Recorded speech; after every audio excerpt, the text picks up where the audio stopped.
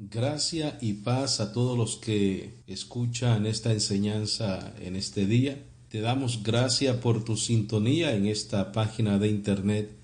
Mi nombre es Walter Estrada y es para mí un privilegio, por la gracia del Señor, poder compartir contigo una enseñanza más de su palabra. En este día vamos a traer el tema titulado El regreso de Cristo. El regreso de Cristo. Y el regreso de Cristo está ligado a dos palabras muy importantes para ti y para mí, como iglesia de Él, ¿verdad? Número uno, resurrección. Número dos, transformación. Te repito, el regreso de nuestro Señor Jesucristo está ligado a dos palabras muy importantes para ti y para mí como iglesia, como parte del cuerpo de Cristo, y es resurrección y transformación. Y vamos a ver más adelante por qué esas dos palabras son tan importantes para nosotros. Vamos a ir a Hechos capítulo 1, versículo 1 al 11.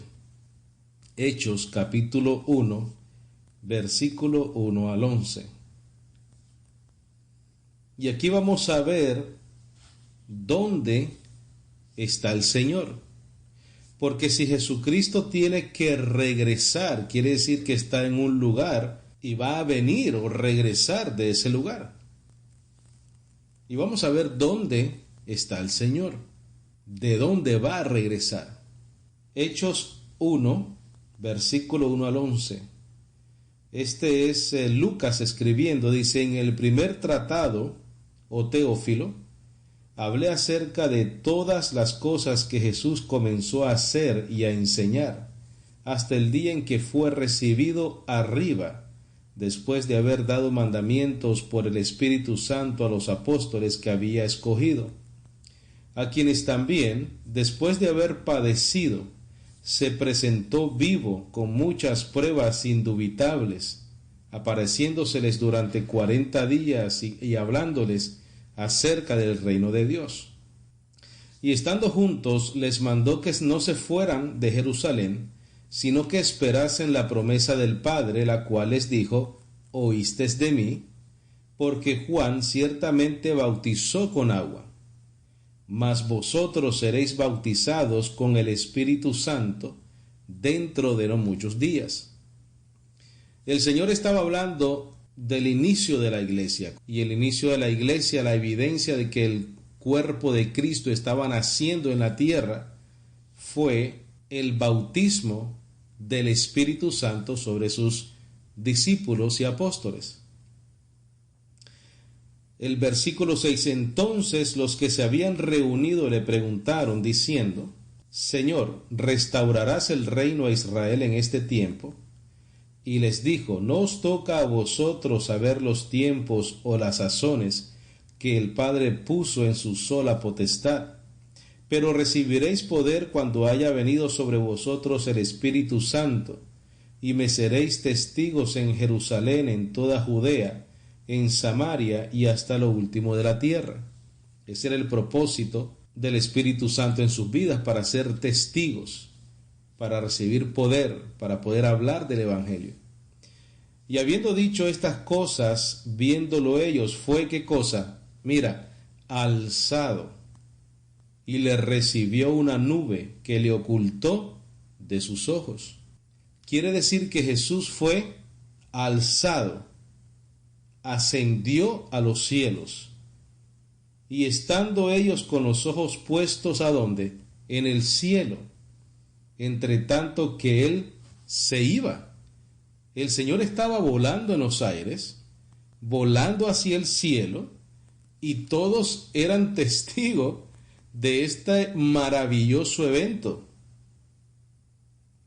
Dice que entre tanto que él se iba, he aquí que se pusieron junto a ellos dos varones con vestiduras blancas, los cuales también les dijeron: varones galileos, ¿por qué estáis mirando al cielo? Este mismo Jesús que ha sido tomado de vosotros al cielo nuevamente, así vendrá como le habéis visto ir al cielo. el Señor Jesucristo está en el cielo. El Señor Jesucristo mora en nuestros corazones por medio de la fe, porque la fe es un don. Es una maravilla espiritual que nosotros hemos recibido. Es una simiente incorruptible que Dios, a través de su Espíritu, a través del sello del Espíritu, ha puesto en nosotros. Y ese bautismo del Espíritu es el sello del Espíritu. Son los ríos de agua viva. Te invito a que escuches una enseñanza que tenemos aquí en esta página, que es titulada Ríos de agua viva, y tú te vas a dar cuenta qué significa eso. Obviamente con evidencia bíblica. Pero el Señor está en el cielo y fue llevado al cielo, y de ahí va a regresar. Pero ese regreso para nosotros significa el cumplimiento de nuestra redención, el punto final. Como dijo el apóstol Pablo, yo estoy seguro que el que comenzó la buena obra la perfeccionará hasta el día de Jesucristo. ¿Qué significa que la va a perfeccionar hasta el día de Cristo? Que en esa venida del Señor recibiremos o la resurrección o la transformación. Ahora, todos seremos transformados. ¿Qué va a ser transformado de nosotros?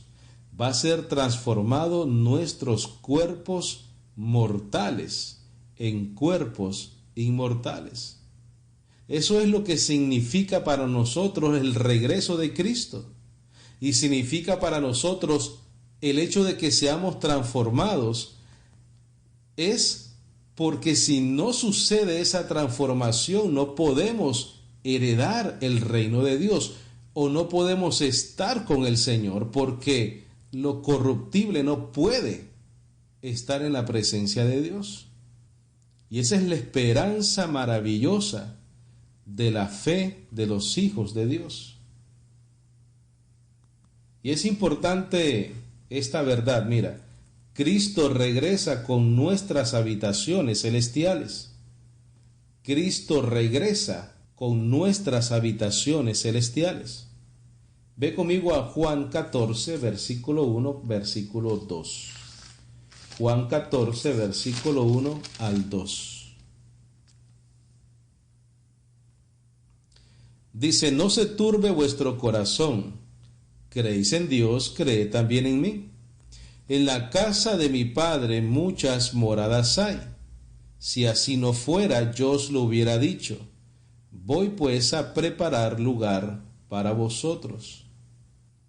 Esas moradas de las cuales el Señor habla o a las cuales se refiere, es mi entendimiento por las evidencias bíblicas, que son nuestros cuerpos inmortales, la transformación de esta carne corruptible en algo incorruptible, que es donde nosotros vamos a morar por la eternidad. Esas son nuestras habitaciones celestiales. Y déjame presentarte evidencia de esta maravillosa realidad, tanto en tu vida como la mía. Yo quiero, a través de este estudio, darte gozo, darte alegría, confirmarte en la fe, animarte a que permanezcas viviendo por la fe en Jesucristo, a que vivas día a día disfrutando de la gracia maravillosa de nuestro Señor para con nosotros. Mira las moradas celestiales que el Señor ha preparado para nosotros. Ve conmigo a 2 de Corintios capítulo 4 versículo 16. 2 de Corintios capítulo 4 versículo 16. Dice, por tanto, no desmayamos. Antes, aunque nuestro hombre exterior se va desgastando, el interior, no obstante, se renueva de día en día, porque esta leve tribulación momentánea produce en nosotros un cada vez más excelente y eterno peso de gloria, no mirando nosotros las cosas que se ven, sino las que no se ven. Pues las cosas que se ven son temporales, pero las que no se ven son eternas. El apóstol Pablo te está hablando de tu cuerpo. Él te está diciendo, mira, tu cuerpo se va a desgastar. El hombre exterior se va desgastando, pero el interior que no vemos es eterno y se va renovando. Qué maravilloso, ¿no? Qué maravilloso, mi hermano. Te lo voy a volver a repetir. Tu hombre exterior se va a desgastar. Nosotros lo cuidamos, nosotros oramos por nuestra salud, nosotros podemos hacer lo más posible que esté a nuestro alcance para mantenernos sanos, y es nuestra responsabilidad y es importante, porque nuestros cuerpos son el templo del Espíritu Santo, porque por la fe mora el Espíritu en nosotros. Pero tenemos que entender que este cuerpo es mortal, es corruptible, está vendido al pecado y se va a ir desgastando día a día. Pero hay un hombre interior en nosotros que le sucede lo contrario. A través del conocimiento de la palabra, el alimento del Evangelio, se renueva de día en día. Dice el apóstol Pablo, porque esta leve tribulación momentánea. ¿Cuál es esa leve tribulación momentánea? El desgaste de tu hombre exterior. Pero eso produce en nosotros un cada vez más excelente y eterno peso de gloria. ¿Por qué? Porque estamos acercándonos a algo. Y es a la transformación de tu cuerpo. Ya sea a través de la resurrección de entre los muertos o a través de la transformación de tu cuerpo. ¿Y eso cuándo? Cuando el Señor regrese. Dice, no mirando nosotros las cosas que se ven, sino las que no se ven. Pues las cosas que se ven son temporales, pero las que no se ven son eternas. Porque sabemos que si nuestra morada terrestre, escucha, este tabernáculo se deshiciere, mira, tenemos de Dios un edificio, una casa no hecha de manos, eterna en los cielos. Que dijo nuestro Señor Jesucristo, voy a preparar morada para vosotros. Gloria a Dios. Gloria a Dios. Mira, por eso es que el lema de este ministerio es honrando la obra perfecta de Cristo Jesús en la cruz del Calvario. ¿Por qué? Porque el Señor Jesucristo en su sacrificio y en su obra no dejó absolutamente nada olvidado para nuestro beneficio. Lo cubrió todo: justificación, redención, perdón, paz con Dios y cuerpos resucitados, transformados. Dice, porque sabemos que si nuestra morada terrestre, que es tu cuerpo, es obvio que es tu cuerpo, este tabernáculo se deshiciera, tenemos en Dios un edificio, una casa no hecha de manos. ¡Qué lindo! Y mira, es eterna. ¿Y dónde está eso? En los cielos. Y por esto también gemimos, deseando ser revestidos de aquella nuestra habitación celestial, pues así seremos hallados vestidos y no desnudos. El apóstol Pablo estaba hablando así porque él quería llegar a esa resurrección de entre los muertos, porque él estaba deseando llegar a esa transformación de su cuerpo. Porque asimismo los que estamos en este tabernáculo gemimos con angustia, porque no quisiéramos ser desnudados, sino revestidos, para que lo mortal sea absorbido por la vida. Mas el que nos hizo para esto mismo es Dios, quien nos ha dado las arras del Espíritu.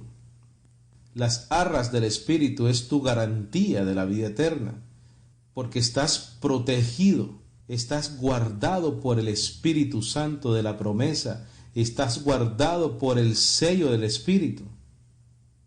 Y el regreso de Cristo significa tu transformación, o para los que ya partieron con Cristo, la resurrección. y significa también recibir esa morada que Dios ha preparado para nosotros, que es un edificio de Dios, una casa no hecha de manos, eterna en los cielos, el cuerpo glorificado, el cual tú y yo vamos a recibir por el Señor. Y por eso gemimos, y por eso sufrimos, porque somos espíritus justos, hechos perfectos, resucitados en un cuerpo de debilidad. Y el Señor sabe nuestra condición.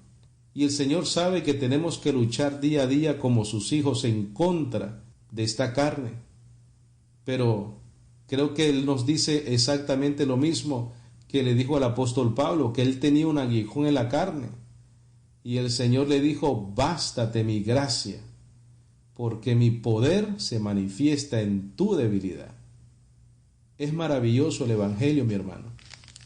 Maravilloso es el Evangelio de Cristo. Ve conmigo a Romanos capítulo 8, versículo 22. Romanos capítulo 8, versículo 22. Dice, porque sabemos que la creación gime a una, y a una está con dolores de parto hasta ahora. Y no solo ella, sino que también nosotros mismos, que tenemos las primicias del Espíritu, nosotros también gemimos dentro de nosotros mismos, esperando la adopción, la redención de nuestros cuerpos. ¿Por qué? ¿Por qué gemimos adentro? Igual que la creación.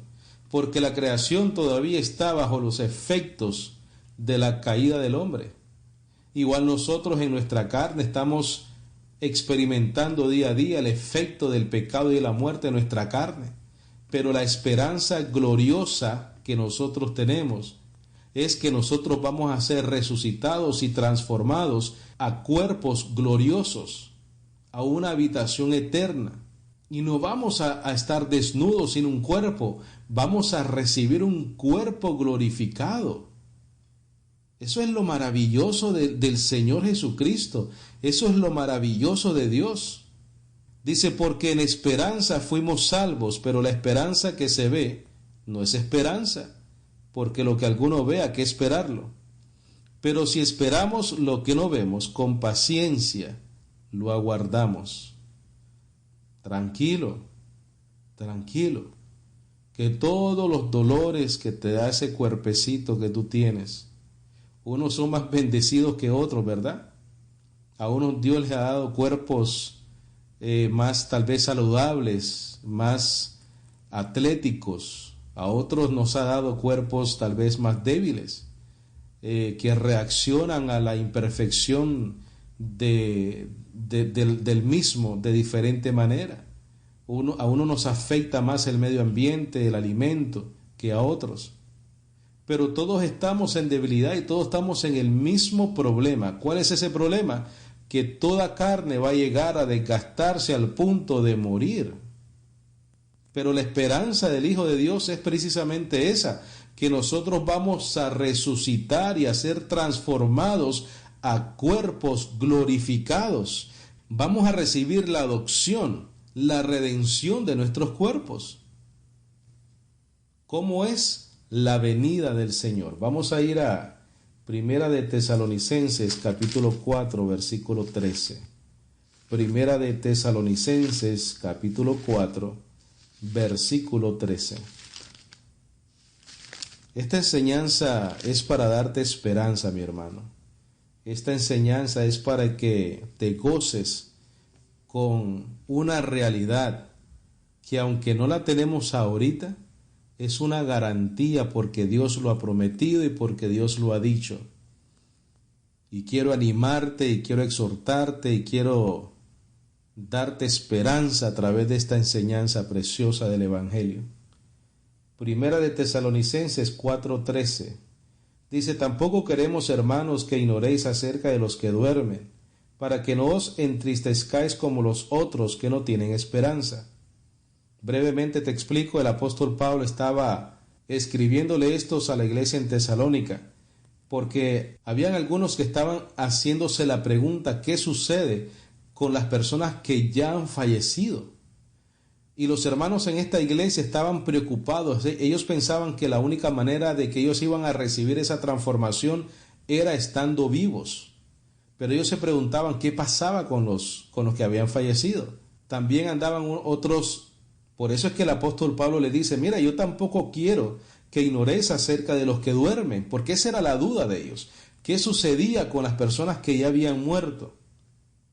Para que no os entristezcáis como los otros que no tienen esperanza. Quiere decir que la esperanza de nosotros va más allá de la muerte. Aunque una persona haya muerto, si murió en Cristo Jesús, hay una esperanza de una resurrección y de una transformación. Dice, porque si creemos que Jesús murió y resucitó, así también traerá Dios con Jesús a los que durmieron en él. Por lo cual os decimos esto en palabra del Señor. 2 puntos.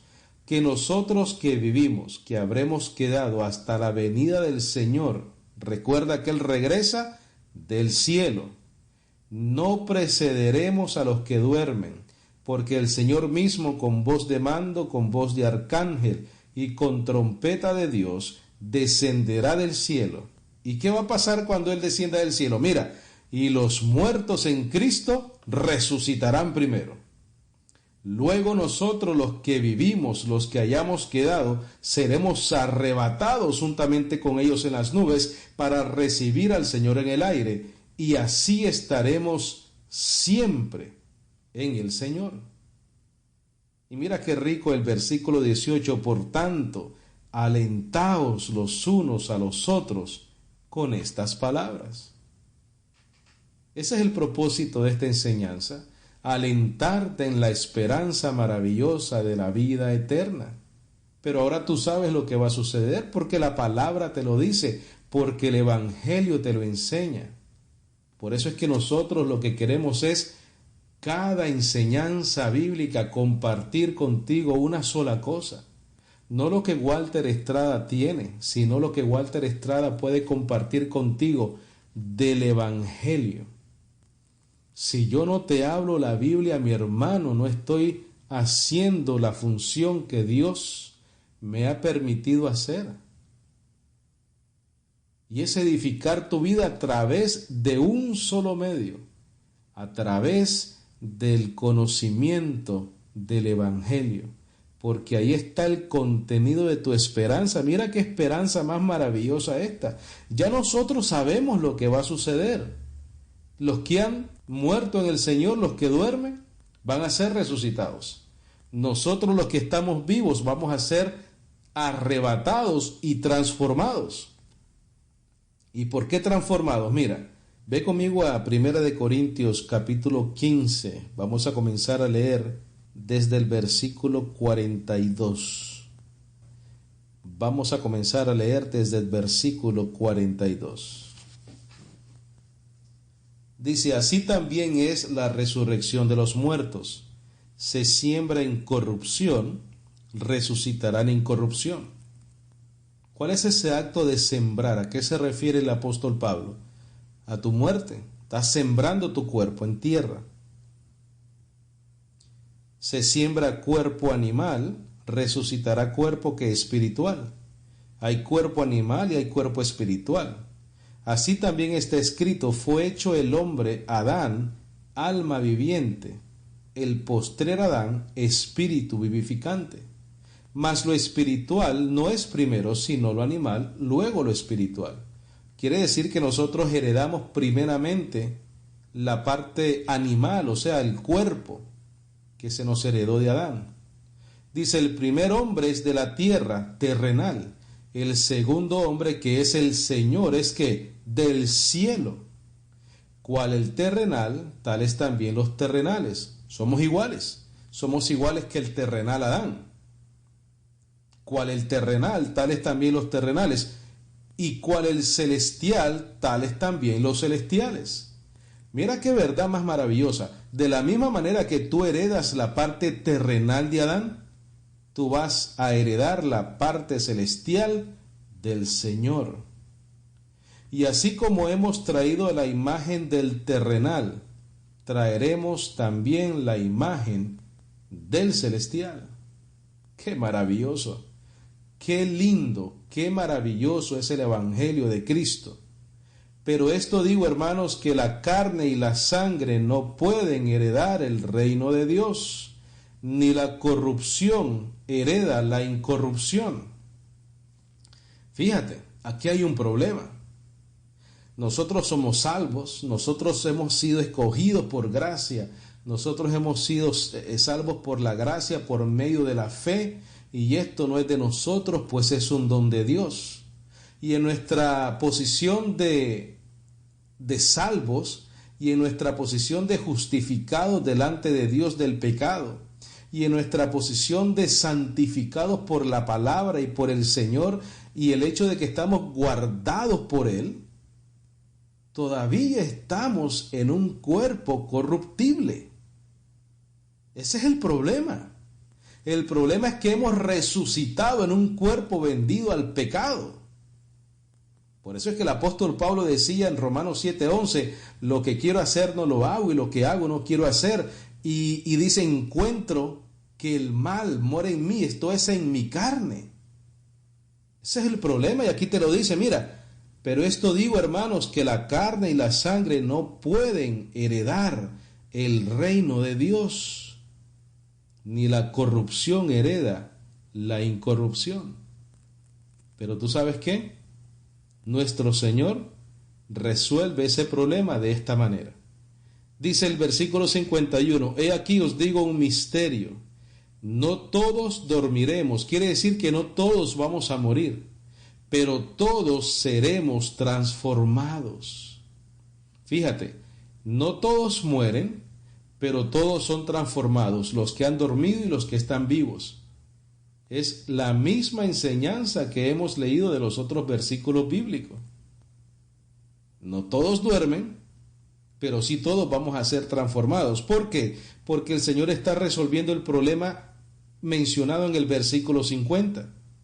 Dice el 52, en un momento y en un abrir y cerrar de ojos a la final trompeta, porque se tocará la trompeta, y los muertos serán ¿qué? Resucitados como incorruptibles, y nosotros seremos transformados, porque es necesario, no es una opción, no es un tal vez, es que es necesario que esto corruptible se vista de incorrupción y esto mortal se vista de inmortalidad.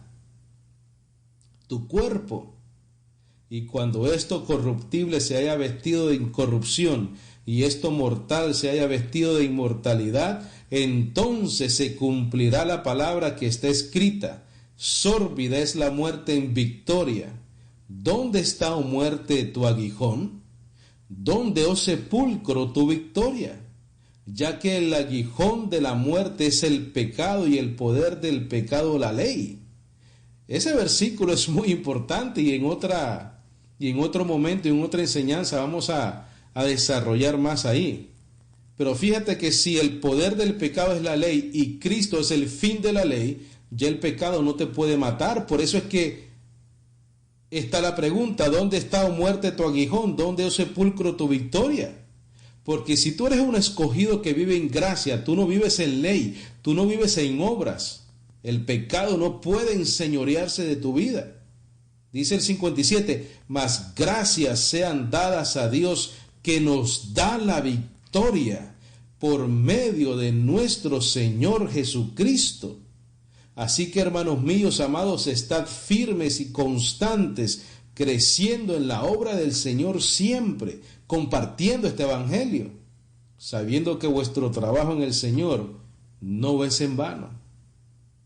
Mira, mas gracias sean dadas a Dios que nos da la victoria por medio de nuestro Señor Jesucristo.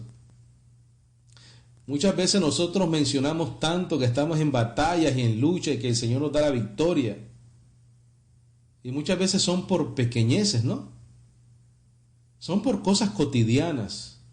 Y hay una diferencia muy grande entre un milagro, lo que le llaman las personas tanto milagro a todo, y la providencia de Dios. La providencia de Dios es el cuidado que Él tiene de nosotros día a día. Pero la victoria que está hablando aquí el apóstol Pablo es la victoria en cuanto a la muerte se refiere. Esa es tu verdadera victoria. De que aunque duermas, vas a ser resucitado incorruptible. Y si estás vivo, mi hermano, en la venida del Señor, vas a ser transformado por el Señor. Qué glorioso es el Evangelio de nuestro Señor Jesucristo. Qué poderoso es el Evangelio. Por eso el apóstol Pablo decía, no me avergüenzo del Evangelio porque es poder de Dios para salvación para todo aquel que cree. Gloria a Dios. Y yo, mi hermano, no me avergüenzo del Evangelio porque es poder de Dios. Porque es poder de Dios. Y es poder de Dios para esto, para salvarte. Y esa salvación implica tantas cosas, que es por eso es que nosotros tomamos el tiempo en este ministerio de salvos por la gracia, para explicarte lo que significa esa salvación en tu vida, para explicarte lo que significa la obra perfecta de Cristo Jesús en la cruz del Calvario. Para eso tomamos nuestro tiempo, para eso tomamos la responsabilidad de una manera seria, para compartirte estas maravillas del Evangelio. El regreso de Cristo tiene dos palabras importantes: tu resurrección y tu transformación.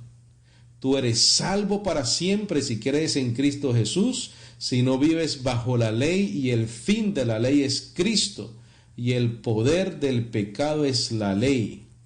Y si el fin de la ley es Cristo, ya el pecado no puede enseñorearse de ti. Hoy en día tú y yo vivimos en esperanza, en la esperanza de la vida eterna. Y mientras gemimos en este cuerpo de debilidad, y mientras estamos como la creación misma, así nosotros con paciencia esperamos en el Señor la transformación de nuestros cuerpos. Y ahí podemos decir, ¿dónde está, oh muerte, tu aguijón? ¿Dónde, oh sepulcro, tu victoria? La victoria la tenemos nosotros en Cristo Jesús, nuestro Señor y Salvador. Gloria a Dios.